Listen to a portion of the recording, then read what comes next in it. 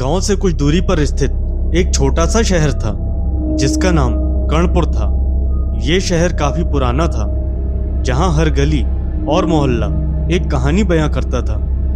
कर्णपुर के लोग सीधी सादी जिंदगी जीते थे, लेकिन उस शहर के बाहरी इलाके में एक पुराना खंडर था जो लोगों के लिए भूतिया जगह मानी जाती थी। कहते थे कि वहां एक आत्मा भटक रही थी जो अपने बदले की आग में जल रही थी। इस खंडर की कहानी तब शुरू हुई जब करीब 20 साल पहले उसी खंडर में एक परिवार रहा करता था। वो परिवार खुशहाल था, लेकिन उनके जीवन में एक ऐसा दिन आया जिसने सब कुछ बदल दिया। उस परिवार की बेटी राधिका शहर की सबसे खूबसूरत और होशियार लड़की मानी जाती थी। उसकी शादी की उम्र भी आ गई थी और उसका रिश्ता एक अमीर घराने में तय हो चुका था। लेकिन उसी समय गांव के जमींदार के बेटे सूरज की नजर राधिका पर पड़ी। सूरज एक बहुत ही घमंडी और निर्दयी व्यक्ति था। उसने राधिका को पाने का प्रण कर लिया। चाहे जैसे भी हो, सूरज ने राधिका के परिवार पर दबाव डाला, लेकिन उन्होंने मना कर दिया। सूरज ने हार मानने के बजाय एक खतरनाक योजना बनाई। एक रात सूरज अपने आदमियों के साथ राधिका के घर आया और उसे जबरदस्ती उठा ले गया। राधिका ने बहुत कोशिश की खुद को बचाने की, लेकिन वो सूरज और उसके आदमियों की क्रूरता का शिकार हो गई। उस रात राधिका की चीखें पूरे शहर में गूंज रही थी, लेकिन कोई उसकी मदद नहीं कर पाया। सूरज ने उसकी हत्या कर दी और उसकी लाश खंडर के पास फेंक दी। राधिका की आत्मा को न्याय नहीं मिला और तब से ही उसकी आत्मा उस खंडर के आसपास भटक रही थी। लोगों का मानना था कि वो अपने अपमान और हत्या का बदला लेने के लिए इंतजार कर रही थी। कई साल बीत गए, लेकिन खंडर की डरावनी कहानियां कभी खत्म नहीं हुई।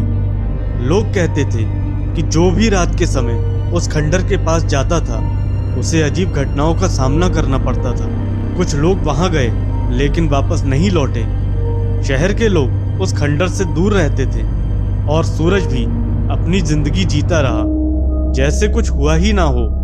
लेकिन एक दिन सूरज के बेटे करण ने सुना कि उसके पिता ने राधिका के साथ क्या किया था। करण अपनी माँ से बेहद प्यार करता था, लेकिन अपने पिता की करतूतों से अनजान था। जब उसे सच्चाई पता चली तो उसे गहरा धक्का लगा। करण ने इस सच्चाई को झुठलाने की कोशिश की, लेकिन सच्चाई उसके सामने थी। एक रात करण अपने दोस्तों के साथ पार्टी करने गया था। पार्टी के बाद करण को घर लौटते समय उसी खंडर के पास से गुजरना पड़ा। उसकी कार अचानक बंद हो गई। उसने कई बार कोशिश की, लेकिन कार स्टार्ट नहीं हुई। उसे अचानक खंडर की तरफ कुछ हलचल महसूस हुई, जैसे कोई वहां उसकी तरफ देख रहा हो। वो नीचे उतरकर कार की जांच कर ही रहा था कि उसे अचानक पीछे से एक ठंडी हवा का झोंका महसूस हुआ। उसने पलटकर देखा, लेकिन वहां कोई नहीं था। फिर उसे अपने कानों में एक धीमी सी आवाज सुनाई दी, मैं इंतजार कर रही हूँ करण। करण घबरा गया और तुरंत कार में बैठकर उसे फिर से स्टार्ट करने की कोशिश करने लगा, लेकिन कार स्टार्ट नहीं हुई। तभी उसे खंडर की खिड़की में एक धुंधली परछाई दिखाई दी। एक सफेद साड़ी में लिपटी हुई लड़की, जिसके चेहरे पर गहरा दर्द और गुस्सा था। करण की सांसें तेज हो गईं। वो समझ नहीं पा रहा था कि ये सब क्या हो रहा है। तभी वो परछाई अचानक उसके पास आ गई। राधिका की आत्मा थी जो करण के पास खड़ी थी। उसकी आंखों में आग थी और वो बदला लेने के लिए तैयार थी।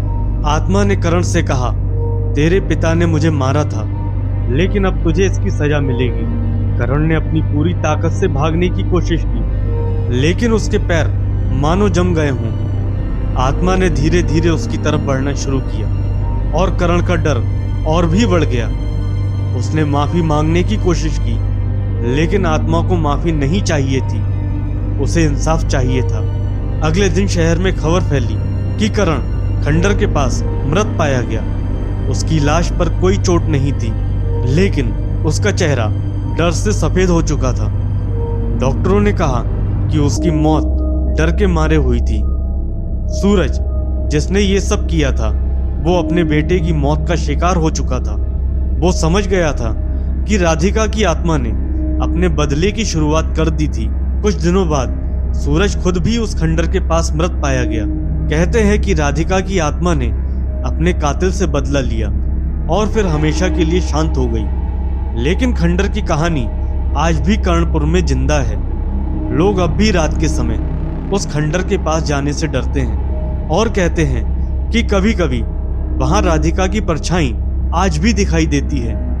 दोस्तों, अगर आपको ये कहानी पसंद आई हो तो वीडियो को लाइक और शेयर करें और हमारे चैनल को सब्सक्राइब करें।